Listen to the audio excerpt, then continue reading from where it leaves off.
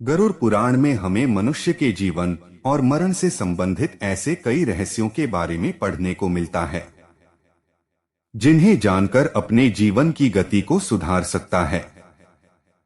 आपने हमारी प्रस्तुति गरुड़ पुराण भाग 1 में जाना कि मृत्यु के समय मनुष्य के साथ क्या क्या घटित होता है और वह किस प्रकार यमलोक ले जाया जाता है। इस प्रस्तुति में आज हम जानेंगे कि मृत्यु के बाद जीवात्मा कितने दिनों तक घर में रहती हैं। हमारे धर्म शास्त्रों में इस संदर्भ में क्या क्या वर्णित किया गया है, वह सब हम आपको इस वीडियो के माध्यम से बताएंगे। तो नमस्कार और स्वागत है आप सभी का हमारे YouTube चैनल पर। आपसे अनुरोध है कि चैनल को सब्सक्राइब करें और कमेंट में जय श्री नारायण लिखकर परमात्मा को अपना आभार व्यक्त करें। अधिक समय न लेते हुए आज की प्रस्तुति आरंभ करते हैं। गरुड़ पुराण वैष्णव संप्रदाय से संबंधित है और इस पुराण के अधिष्ठाता देव सृष्टि के पालनकर्ता भगवान विष्णु है। आपने हमारी प्रस्तुति गरुड़ पुराण भाग 1 में देखा कि कैसे यमदूत उस जीवात्मा को यमलोक ले जाते हैं। वह जीवात्मा 24 घंटों के पश्चात पुनः वापस आती है और 24 घंटों के दौरान जीवात्मा को उसके संपूर्ण जीवन का लेखा जोखा दिखाया जाता है, जिसमें यह आकलन होता है कि अपने जीवन काल में इस जीवात्मा ने कितने पाप और पुण्य किए हैं।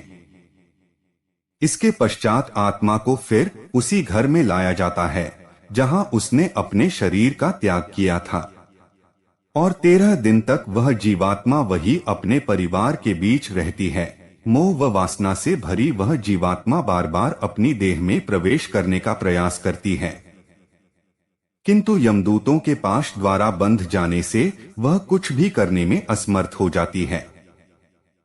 वह अपने परिवार, रिश्तेदार व मित्रों को उसकी मृत्यु का शोक मनाते देखती है। वह उन्हें चुप कराने का प्रयास भी करती है, परंतु उसकी उपस्थिति का ज्ञान किसी को नहीं होता। फिर वह अपने सामने स्वयं के मृत शरीर को देखती हैं और भूख प्यास से जोर जोर से विलाप करते हुए रोने लगती हैं। इसके साथ साथ गरुड़ पुराण में यह भी बताया गया है कि मनुष्य पुण्य कर्म तो करता है, परंतु उसके पुण्यों की संख्या उसके द्वारा किए गए पापों से कम होती है। अर्थात मनुष्य पुण्यों की अपेक्षा पाप अधिक करता है। इसके समाधान स्वरूप मृत्यु के पश्चात पिंडदान करना आवश्यक बताया गया है। 10 दिनों तक जीवात्मा के उद्देश्य से पुत्रगण पिंडदान देते हैं।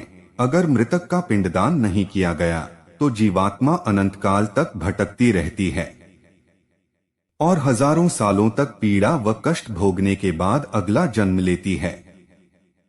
प्रतिदिन दिए जाने वाले पिंड के 4 भाग हो जाते हैं। उसके 2 भाग से मृतक का शरीर बनता है, तीसरा भाग यमदूत ले लेते हैं और चौथा भाग मृतक को खाने के लिए मिलता है। 9 दिन रात में प्रेत पुनः शरीर युक्त हो जाता है। शरीर बन जाने पर 10वें पिंड से प्राणी को अत्यधिक भूख लगने के कारण आहार रूप में प्राप्त होता है। गरुड़ पुराण के अनुसार 10 दिन तक दिए जाने वाले पिंडदान में विधि मंत्र, स्वधा, आवाहन और आशीर्वाद का प्रयोग नहीं होता। केवल नाम तथा गोत्र से पिंडदान दिया जाता है। मृतक का दाह संस्कार हो जाने के पश्चात पुनः शरीर उत्पन्न होता है। मृत व्यक्ति के जल जाने पर पिंडदान द्वारा उसे 1 हाथ लंबा शरीर प्राप्त होता है, जिसके द्वारा वह प्राणी यमलोक के मार्ग में अपने शुभ कर्मों को भोगता है।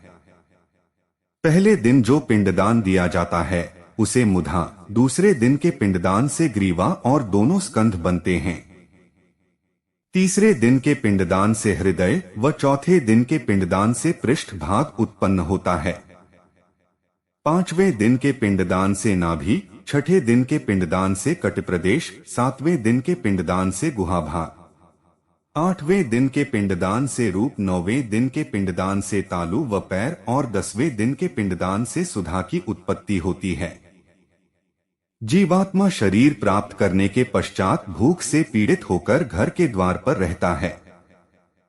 10वें दिन जो पिंडदान होता है उसमें मृतक का प्रिय भोजन बनाकर देना चाहिए, क्योंकि शरीर निर्माण हो जाने पर मृतक को अत्यधिक भूख लगती है।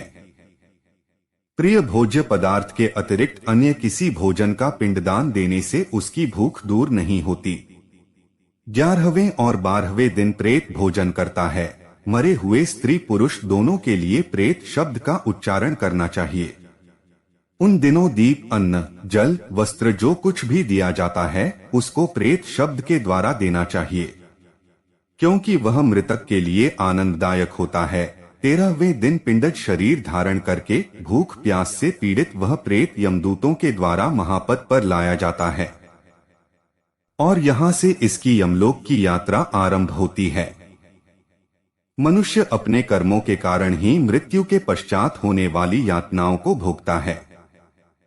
जो व्यक्ति जितना पापी होगा उसका अंतिम मार्ग उतना ही कठिन होता है और वह जितना पुण्यकारी, निष्कपटी और भगवत प्रेमी होगा उसकी स्वर्ग की यात्रा उतनी सरल व सुखदायक होगी।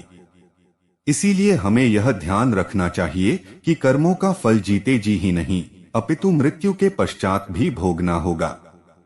गरुड़ पुराण का यह भाग हम यहीं पर समाप्त करते हैं। इससे आगे आप अगले भाग में जानेंगे। दर्शकों, आपको हमारी आज की प्रस्तुति कैसी लगी नीचे कमेंट करके अवश्य बताएं और ऐसी ही और धार्मिक और पौराणिक जानकारी के लिए हमारे चैनल को सब्सक्राइब करें। जय श्री नारायण।